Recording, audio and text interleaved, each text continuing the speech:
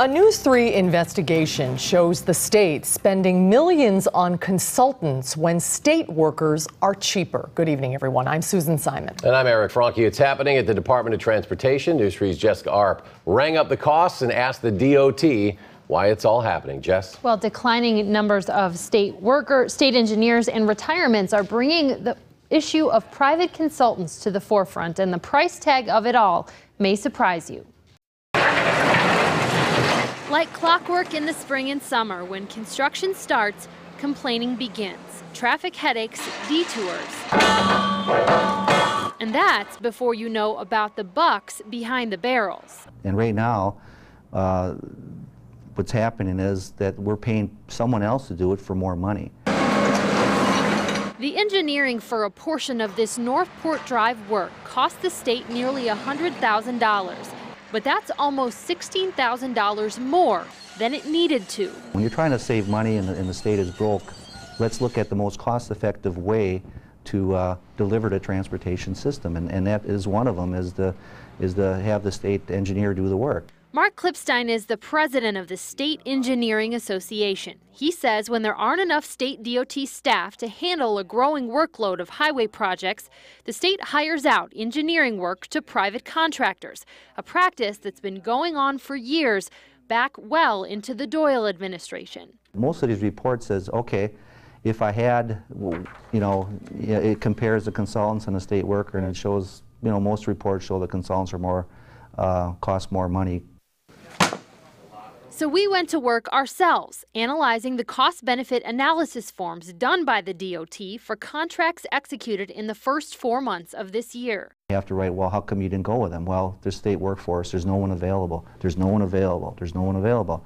In some 300 projects, we found 80% of the reports said just that. No DOT staff available to do the work. Some examples: in Dane County, work on reconditioning Highway 14 from Madison to Oregon is costing about $35,000 more. A real estate purchase in Sauk County for bike paths and sidewalks, $50,000 more. And the most expensive in Milwaukee County, 2 pieces of a huge interstate reconstruction project being done by private contractors cost almost $3 million more than state workers.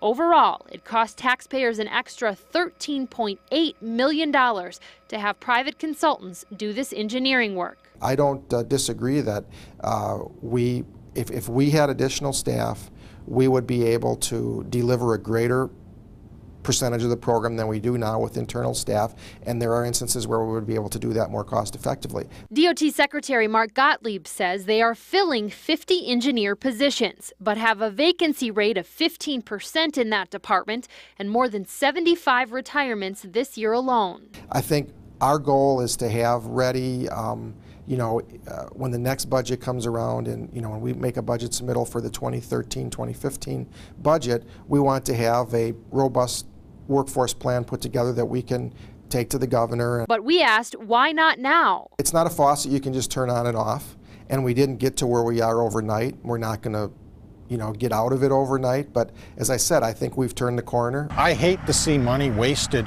in doing things in the most inefficient way. Ron Becker, just retired after 23 years at the DOT, fears the retirement of more than 75 senior-level engineers like himself will only make the issue worse.